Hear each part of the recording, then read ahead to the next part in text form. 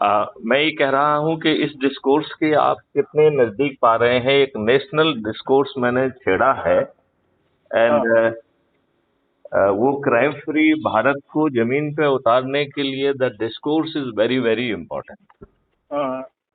तो आप क्या उसको सुन पा रहे हैं? क्या आपने कुछ वीडियोज ऑडियोज देखे हैं जो अभी अपन चर्चा कर रहे हैं कि you were busy and you could not get the time to see नहीं सर, मैं नहीं देख पाया। दरअसल में क्या है, मेरी मदर जो है ना, उनको उनका वो बेड रिडन है, तो मैक्सिमम टाइम उनको ओहो ट्रीटमेंट में हो ओहो जाता ओ है सर। तो फादर की डेथ के बाद में जो है वो ठीक नहीं नहीं नहीं, it is a very big responsibility. तो sir. Should I sir disturb you for this discourse या छोड़ दें? बात नहीं, आपसे कर मैं बात मैं बात सर बात करने में तो कोई हर्ज नहीं है ना कि है? नहीं नहीं नहीं, कोई कोई दर्द कोई हर्ज नहीं, ठीक है। सर। तो एक तो अच्छी बात है कि देखो आप जो है मदर की सेवा कर रहे हैं।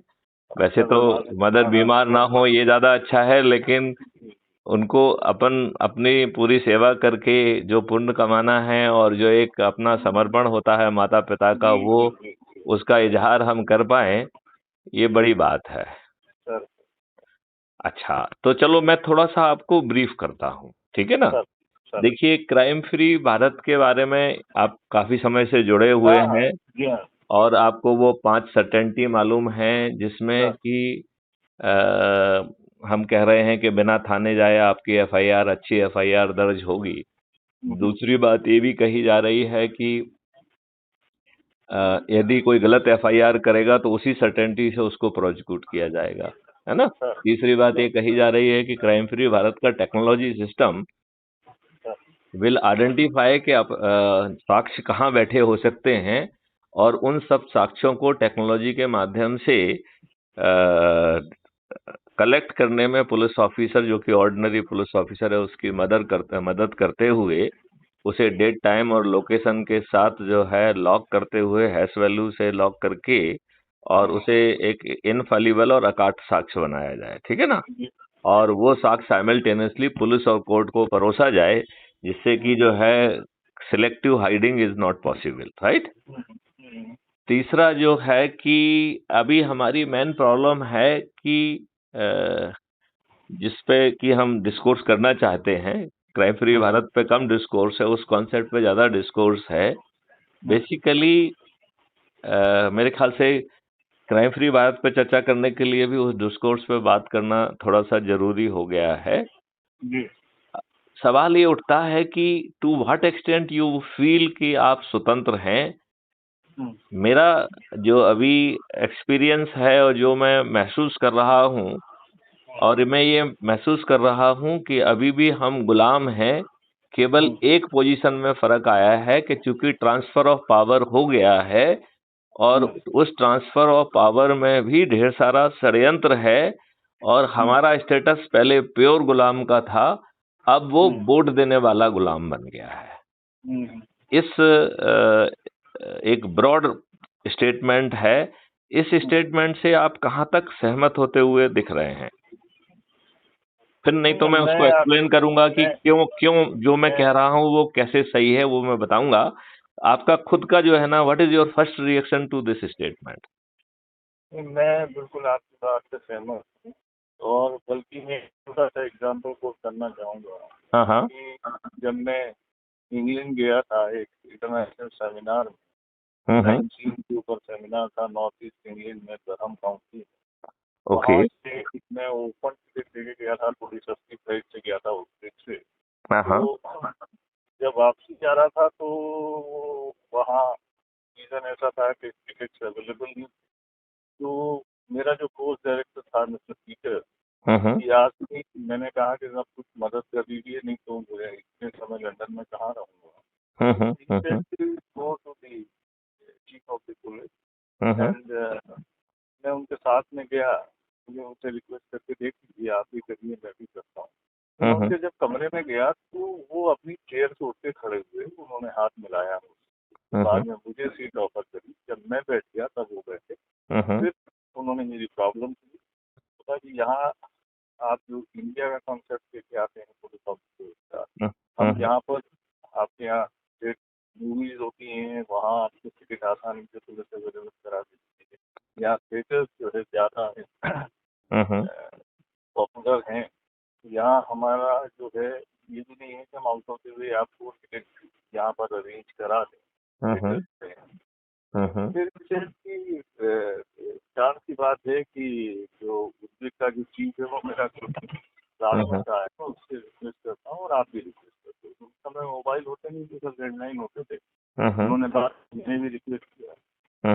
बाद में जब मैं जाने को हुआ तो उठ के खड़े हुए, हाथ मिलाया और थैंक बोला, तो मुझे लगा कि जब हम हिंदुस्तान में ये अंग्रेजों ने राज किया हमारे ऊपर, उनने वो कल्चर, वो ब्यूरोक्रेसी, ये सब चीजें छोड़ दी।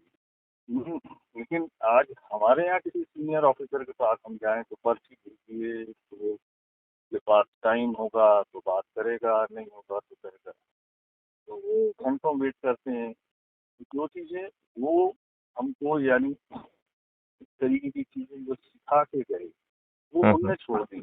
और हमारे यहाँ अभी भी वो चीजें जो है उसको बल्कि और ज्यादा एग्रेसिवली, क्योंकि मुझे ज्यादातर अब तो थोड़ी ह्यूमिलिटी भी खत्म हो गई। जैसे पहले जो है ना कॉल बैक करते थे, अब तो कॉल बैक नहीं करते हैं। घंटी बजती रहेगी, उठाएंगे नहीं फोन। ठीक बात है। तो चीजें मैं एक्सपीरियंस की है, वो अलग बात है कि आप अपनी पोजीशन पे हैं तो लोग उस तरीके से बिहेव करते हैं। अदरवाइज तो आप कह रहे हैं बिल्कुल, मुझे तो मैं 100 नहीं, अब आपने एक पर्सपेक्टिव रखा जो कि मैनिफेस्टेशन है, जो बात मैं कहना चाहता हूं, लेकिन मैं उसको और बेसिक तरीके से समझाने की कोशिश करूंगा। ठीक है ना?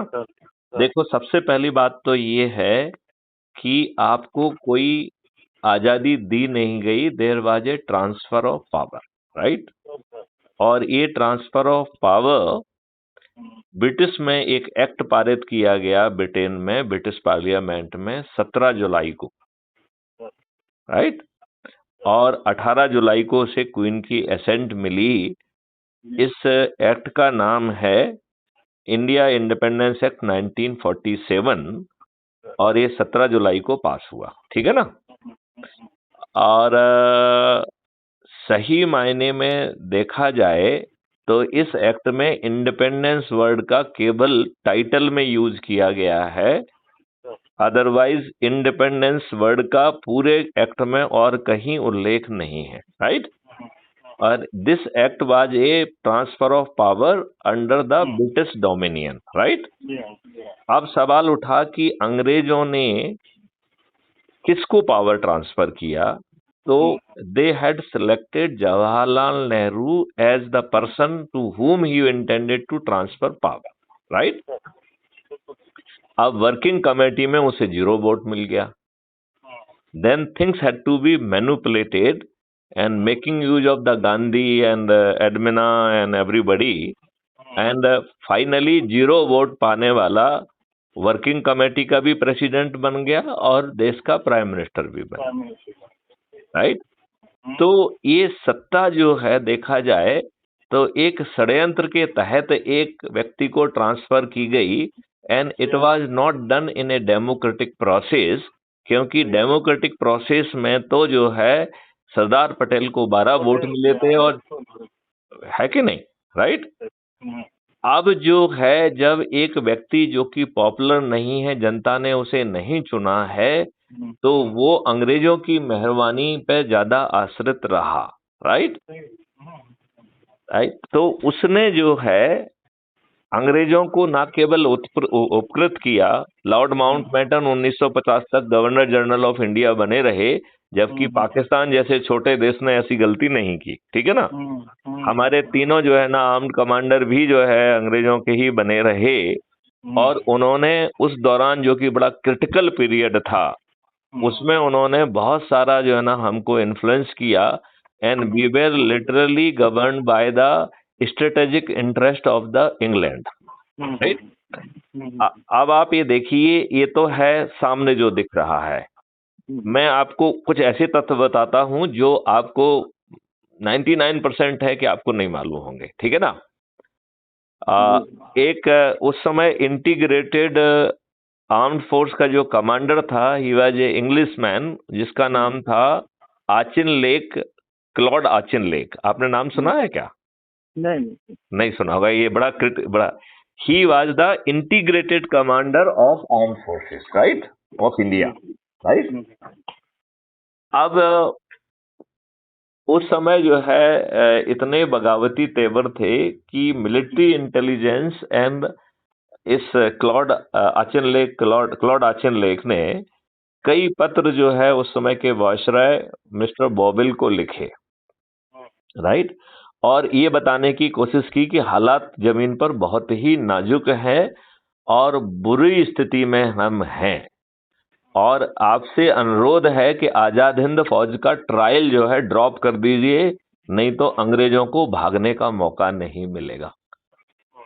मतलब that was the appreciation of the commander in chief of the Indian armed forces, right. And उसने जो है लॉर्ड बॉबिल को लिखा कि भाई अपने गवर्नर्स को बताइए कि वो हमारे जो है आर्मी कमांडर्स को सीधे कोई इंस्ट्रक्शन ना दें, because we know how to handle them. Situation ground पर बहुत बगावती है। 24 नेवल बेसिस में से 22 नेवल बेसिस पे जो है विद्रोह कर दिया गया था, राइट। चारों तरफ युवाओं में उथल पथल मची थी, और आजाद हिंद फौज का जो ट्रायल था उसको लेके बगावती तेवर चारों तरफ थे। पोस्टल डिपार्टमेंट ने अंग्रेजों के आदेश को मानने से मना कर दिया, और रेलवे डिपार्टमेंट ने नोटिस दिया कि हम स्ट्राइक पे जा रहे हैं, राइट। मतलब हालत बहुत खराब थे, राइट। जब हालत इतने खराब थे तो क्लॉड आचिन लेक ने एक एग्जिट प्लान बॉवेल को सबमिट किया, वाइसरॉय बॉवेल को, जिसका नाम था एग्जिट प्लान। मतलब यदि विषम परिस्थितियों में अंग्रेजों पर अटैक होता है तो चंद्र मुट्ठी भर जो है महत्वपूर्ण अंग्रेजों को लेके वो भारत से कैसे भागेंगे, इसका जो है एक प्लान था। मैं इस बात को सिर्फ इसलिए कह रहा हूं जिससे आप अनुमान लगा सकें कि अंग्रेज अपने दिल में कितने डरे हुए थे। मतलब सिर्फ इस अनुमान के लिए, और उसका कोई मकसद नहीं है, ठीक है ना। तो जब वो इतने डरे हुए थे उस समय हमारे नेहरू और गांधी उनकी हर बात मान रहे थे, राइट। ये अब डॉक्यूमेंट्स, साक्ष्य जो है ना पब्लिक डोमेन में है कि इन्होंने किस तरीके से सुभाष चंद्र बोस के साथ दगा किया, उनको जो है ना किस तरीके का जो है ना अंडरस्टैंडिंग एंड एग्रीमेंट किया। जब जो है सुभाष चंद्र बोस रसिया पहुंच गए तो जो है जवाहरलाल नेहरू ने ये पत्र लिखा कि जो है ये रशियन गवर्नमेंट की बेवफाई है कि उन्होंने सुभाष चंद्र बोस को अपने कंट्री में शरण दी है, राइट। और इस मुद्दे को जो है आप जो है रशिया गवर्नमेंट के साथ उठाएं, ऐसा उन्होंने ब्रिटिश गवर्नमेंट को लिखा। तो बहुत सारी चीजें हुई, और वो चीजें इसलिए हुई क्योंकि हम सत्ता पे षड्यंत्रकारी ढंग से बैठे हुए थे, right. And we were serving the interest of the अंग्रेज, राइट। बलूचिस्तान और वो गिलिस्तान और उन सबके चक्कर में जो है they were having the vital interest to have that area under this control. वो यूनाइटेड इंडिया नहीं चाहते थे, तो उनकी इस डिजाइन में जिन्ना से लेके हर कोई जो है ना को मुर्गा बनाया गया, एंड फाइनली हम दो देशों में बदल गए, राइट। अब आप ये बताओ 1946 में जो डायरेक्ट एक्शन डे के समय जो नरसंहार हुआ, मकारी हुई, बदमाशी हुई, बलात्कार हुए, उसकी लाइट में ये बात हर कोई समझ सकता था कि जब भारत और पाकिस्तान दो देशों में बटेंगे और वहां के हिंदुओं का क्या हाल होगा, ये अंदाज एक बच्चा भी लगा सकता था। अच्छा, मैं आपको ये भी कहना चाहता हूँ, आप ये पब्लिक डोमेन में है कि 95.4% मुस्लिम्स ने जिन्ना को और मुस्लिम लीग को सपोर्ट किया था फॉर पाकिस्तान, राइट। तो वो गए नहीं, वो बात अलग है, लेकिन सपोर्ट वाज ऑलमोस्ट कंप्लीट। 95.4% का मतलब है कि 4.6% ही लोग ऐसे थे जिन्होंने कांग्रेस को सपोर्ट किया, राइट। और इसका मतलब ये है उसके बावजूद भी जो पाकिस्तान का हिस्सा है वहां पर मुस्लिम लीग नहीं जीती थी। इसका मतलब है, इसको मैंने अभी वहां का डेमोग्राफी नहीं पढ़ा है, लेकिन मैं इससे ये निष्कर्ष निकाल रहा हूं कि वहां पर हिंदू मेजॉरिटी में थे। ठीक है ना? तभी तभी वहां पे जो है मुस्लिम लीग हार गई। यदि वहां पे मुस्लिम्स होते तो ऐसी स्थिति नहीं बनती। राइट? तो ये अनुमान एक बच्चा लगा सकता था कि उन हिंदुओं के साथ क्या किया जाएगा। राइट? तो हमारे माननीय प्रधानमंत्री जी जवाहरलाल नेहरू जी ने ये अनुमान क्यों नहीं लगा पाया, और उन्होंने जो है हिंदुओं को सकुशल पाकिस्तान से भारत पहुंचने के लिए प्रोटोकॉल्स, प्रोसेसेस, व्यवस्था, एग्रीमेंट, इस पे चर्चा क्यों नहीं की? क्योंकि आप किया ना चर्चा हाँ नहीं किया ना, उन्होंने चर्चा की तो नहीं तो प्लान ही नहीं बनाया है ना। हाँ वही। आप ये देखिए कि जब उसमें सर्दी का समय था और लोग बाग जो है ना वहां से आके टेंट वेंट, कहीं पे भी जो है ना कोई जगह तो थी नहीं। राइट? तो वो एक मस्जिद घुस गए जो कि खाली पड़ी हुई थी, क्योंकि वहां के मुस्लिम जो है ना वो पाकिस्तान चले गए थे। राइट? आपको मालूम है गांधी जी उस पर धरने में बैठे कि साहब ये मुस्लिमों को जो है ना ये भाई वापस आएंगे और मुस्लिम की प्रॉपर्टी और ये मस्जिद वगैरह खाली की जाए, उसको हिंदुओं को वहां से हटाया जाए। अब ये बताइए, जब आपने धर्म के आधार पर दो देश बनाए और स्वेच्छा से कोई पाकिस्तान चला गया, तो he has exercise his option. पहले तो देश बनाने का ऑप्शन एक्सरसाइज किया, फिर जाने का एक्सरसाइज किया, तो आप लौट के क्यों आएंगे? नहीं, आप मुझे बताइए, लौट के आएंगे क्या? क्यों आना चाहिए? चलिए, ये सब जो है बैकग्राउंड की बातें हैं, ये चर्चा का विषय नहीं है। चर्चा का विषय ये है कि इस बैकड्रॉप में हमारे नेहरू ने जो अंग्रेजों ने नियम कानून बनाए थे, वो नियम कानून भारतीय गुलामों को पर शासन करने के लिए, उन्हें शोषित करने के लिए, उन्हें अपमानित करने के लिए ही बनाए थे कि नहीं बनाए थे? अब आप ये बताओ कि नेहरू जी ने वो सभी तमाम नियम कानून एज इट इज जो है ना, without change in the comma and full stop, as it is adopt कर लिए थे कि नहीं? हाँ? तो आपके जो है कानून जो आज भी वही चल रहे हैं। आज भी आपकी पुलिस जो है 1861 के पुलिस एक्ट से गवर्न हो रही है। राइट? और 1861 का पुलिस एक्ट जो है 1857 की क्रांति के बाद बनाया गया था। तो आप अंदाज लगा सकते हैं कि वो पुलिस का तंत्र किस चीज के लिए बनाया गया था। राइट? और उसको एज इट इज जो है अडॉप्ट कर लिया। ना केवल पुलिस एक्ट बल्कि सभी एक्ट जो कि भारतीय गुलामों पर शासन करने के लिए बनाए गए थे, वो एज इट इज अडॉप्ट किए, और वो अधिकांश एज इट इज जो है ना काफी समय तक चलते भी रहे, और अभी भी बहुत सारे चल रहे हैं। कुछ हटका दिए, कुछ अभी चल रहे हैं। राइट? अब दूसरा जो है, जो व्यवस्था थी इन नियम कानूनों को ग्राउंड पर उतारने की, वो जो कि इसमें पुलिस आती है, ब्यूरोक्रेसी आती है और जुडिशरी आती है, वह जो है व्यवस्था अंग्रेजों ने लॉर्डशिप कॉन्सेप्ट के आधार पर भारतीय गुलामों पर शासन करने के लिए बनाई थी कि नहीं बनाई थी? आज जो है पुलिस, ब्यूरोक्रेसी, और आज भी दिख रहा है ना। मैं वही कह रहा हूं, नहीं उसमें परिवर्तन ही नहीं किया ना। आज भी पुलिस, ब्यूरोक्रेसी और जुडिशरी उसी लॉर्डशिप के साथ बिना अकाउंटेबिलिटी के एग्जिस्ट कर रही है ना। बिल्कुल 100%। अच्छा, अब आप मुझे ये बताइए कि ये जो तीनों अंग हैं, ये निर्णय लें तो इनकी मर्जी, निर्णय ना लें तो इनकी मर्जी, विलंब से निर्णय लें तो इनकी मर्जी, गलत निर्णय लें तो इनकी मर्जी, और घूस खाकर गलत निर्णय लें तो इनकी मर्जी। ये मानते हैं आप? ठीक है। अब आप मुझे ये बताइए कि जो ये लोग हैं जो गलत निर्णय लें, उसमें कहीं ट्रांसपेरेंसी, अकाउंटेबिलिटी नहीं है। आज एक हमारा हवलदार या पटवारी आपके जो है ना नाप तौल में, नामांकन में कोई भी हेरा फेरी कर देता है, तो आप जो है परिवार में लड़ाई झगड़े ये वो, और आपकी जो है चप्पलें घिस जाएंगी न्याय पाते पाते। Is it true?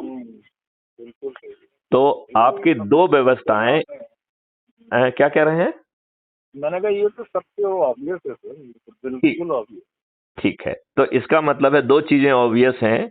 एक ऑब्वियस है कि नियम कानून गुलामों वाले, और दूसरा जो है ये ऑब्वियस हो गया कि जो ऑर्गेनाइजेशनल स्ट्रक्चर है इन नियम कानूनों को और व्यवस्था को जमीन पर इम्प्लीमेंट करने का, वो स्ट्रक्चर भी अकाउंटेबल नहीं है। अंग्रेजों ने जो भारतीय गुलामों पर शासन करने के लिए बनाया था, without increasing accountability and transparency with the same lordship, वो एज इट इज थोप दिया गया।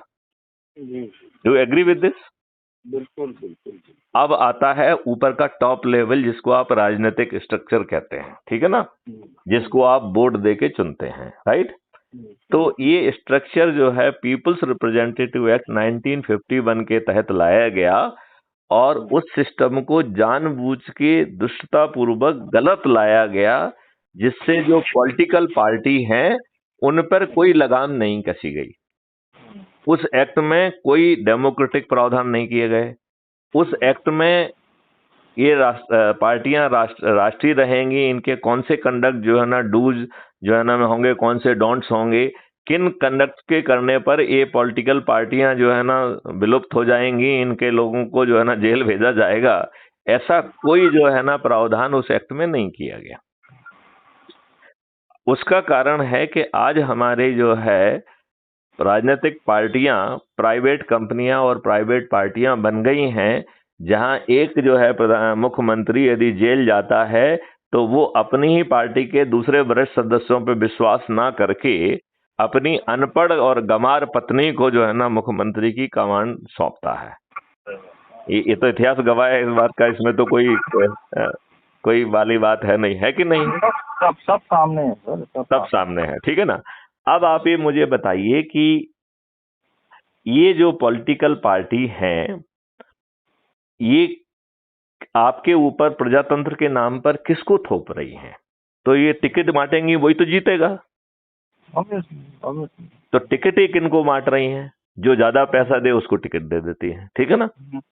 वो जो है अपने आकाओं के और लीडर्स के जो बच्चे हैं उनको टिकट देती हैं। वो जो दूसरी पार्टी आज की तारीख में तो प्रोफेशनली ग्रूम कर रहे हैं सर। अगर आपको अपने बच्चे को नेता बनाना है तो आप एक फॉर्च्यूनर गाड़ी दिला दीजिए, 10 तोले की चेन पहना दीजिए, रोज का 10,000 रुपए दें और कहें कि आपको जो है ये खर्च करके आना है। वो अपने साथ 10 जनों को गाड़ी में बिठाएगा, दारू पिलाएगा, भैया भैया करके पॉपुलर हो जाएगा। किसी भी दुकान के ऊपर पान खाएंगे, सिगरेट पियेंगे, भैया भैया के आदमी, ऐसे करके भैया जो है वो आगे जाके टिकट पा जाएंगे और नेता बन जाएंगे। बिल्कुल नहीं, उनको तो राजनीतिक पार्टी ढूंढ ढूंढ के टिकट दे रही है, राइट। मैं वही कह रहा हूँ। हाँ, आप बात वो कह रहे हैं कि इसको जो है ना it is not as simple, बल्कि जो है ना उनके पिता महोदय उनको इस बात के लिए ग्रूम करते हैं, राइट। वो तो प्रोफेशनली ग्रूम हो रहे हैं सर। करेक्ट। प्रोफेशनली वर्ड को जो है ना अपन कोई दुरुपयोग नहीं कर रहे हैं।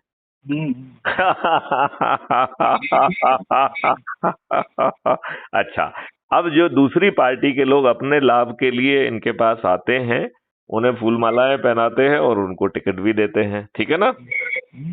कई बार मंत्री पद भी देते हैं और कई बार उनको जो है ऊपर से पैसा भी देते हैं, राइट। अब जो है जाति और धर्म के आधार पर जो लोग जो है जीतने की संभावना रखते हैं, ऐसे अयोग्य लोगों को टिकट देते हैं कि नहीं? अच्छा, अब आप ये बताइए, पांचवा है कि ढेर सारे अपराधियों को टिकट देते हैं, और पहले जो है सेशन के पहले तो ये था कि ये गुंडों का यूज करते थे बाहर से। अब जो है ना इन्होंने गुंडों को ही टिकट देना चालू कर दिया है, जिससे वो जो है जेल से जीत रहे हैं, लॉकअप से जीत रहे हैं, और लोगों की औकात नहीं है कि उन्हें वोट ना दे, राइट। तो ये परिदृश्य है कि जिनको आपको वो टिकट दे रहे हैं और इस तरीके से इनको वो आपके ऊपर थोप रहे हैं, राइट। और ये वो चेहरे नहीं हैं जिनमें बड़ी आस्था डेवलप हो रही हो, राइट। है क्या इनमें से चेहरे ऐसे जिसमें कि बहुत आस्था डेवलप हो? नहीं। मेरे हिसाब से तो सर प्री मैच्योर आज़ादी मिल गई लोगों को, आज़ादी की वक़्त ही नहीं पता। नहीं, आजादी मिली नहीं है, मैं तो आपको उल्टा कह रहा हूँ। मैं यही सिद्ध करने की कोशिश कर रहा हूँ कि नियम कानून गुलामों वाले हैं, व्यवस्था गुलामों वाली है, और जो ऊपर से राजनीतिक तंत्र है वो भी गुलामी है। अभी तो हम आगे आगे भी चर्चा कर रहे हैं। आप ये बताइए कि जिनको आप वोट देते हैं वो जो है आपको रिप्रेजेंट नहीं कर रहे हैं, वो किसको रिप्रेजेंट कर रहे हैं? वो जो है पॉलिटिकल पार्टी को रिप्रेजेंट कर रहे हैं। पार्लियामेंट के अंदर वो पार्टी व्हिप से बंधे हुए हैं और पार्लियामेंट के बाहर वो पार्टी डिसिप्लिन से बंधे हुए हैं। तो हमारी हैसियत एक वोट देने वाले गुलाम की है, जिसको हम वोट दे के चुन रहे हैं, वो हमारे इंटरेस्ट को और हमको रिप्रेजेंट नहीं कर रहा है। अच्छा, दूसरी बात है कि वो जितने की वे पूरे ड्रामा में जो है दारू खोर उसने हमको बना दिया है, फ्रीबी खोर हमको बना दिया है। साड़ी बांटते हैं, दारू बांटते हैं, पैसे बांटते हैं, फ्रीबी बांटते हैं, और एक इम्प्रेशन क्रिएट करते हैं कि हम जो है ना बहुत पॉपुलर हैं। और वो इम्प्रेशन क्रिएट होता है जिसमें गाड़ियां भेज के और हर दिन का 500 रुपए और आने जाने का मतलब जो है चाय नाश्ता, और उसके साथ लोगों को जो है ना वहाँ इकट्ठा किया जाता है जो वहाँ के वोटर भी नहीं हैं, और कई बार तो उन्हें मालूम ही नहीं होता है कि किस प्रयोजन से वो जा रहे हैं। राइट? एग्री? ये हम और आप दोनों सभी लोग इस बात के गवाह हैं। हम लोगों ने, हमसे ज्यादा और किसने इस बात चीज को देखा है। राइट? बिल्कुल सही है कि नहीं ये बात? तो वो भी जीत रहे हैं इम्प्रेशन के आधार पर, आपको रिप्रेजेंट नहीं करते हैं। तो कुल मिला के चाहे वो राजनीतिक सेटअप हो, चाहे वो जो है ऑर्गेनाइजेशनल सेटअप हो, चाहे वो नियम कानून हो, ये तीनों गुलामियत वाले तो हो गए ना फिर। तो फिर आप एक चीज और ऐड करूंगा इसमें, एक चीज और ऐड करूंगा सर जी, जो मीडिया से भी लोगों का माइंड सेटअप बना दिया गया है, क्योंकि मतलब लोग जो है किसी के भी सुबह से शाम तक मीडिया जो बात कहता है तो वो एक तरीके से किसी भी अब मीडिया के साथ तो ये प्रॉब्लम हो गई है कि उनकी कलम बिक चुकी है। वही and majority of them now they are the paid जो है पीपल। उनसे जो कहा जाता है वो कहने के लिए विवश हैं, और जिन लोगों को भेजा जाता है वो अपने ऊपर एक किसी न किसी पार्टी का पट्टा लगा के बैठते हैं, और उनको पहले से ब्रीफ किया जाता है कि उन्हें बोलना क्या है। राइट? तो वो कोई बहुत इंडिपेंडेंट चर्चा नहीं होती है, और हम जो है अभी भी जो है इसमें काफी लेग कर रहे हैं। तो हमारा जो चौथा स्तंभ है जर्नलिज्म, राइट, वो भी ध्वस्त ही पड़ा हुआ है। राइट?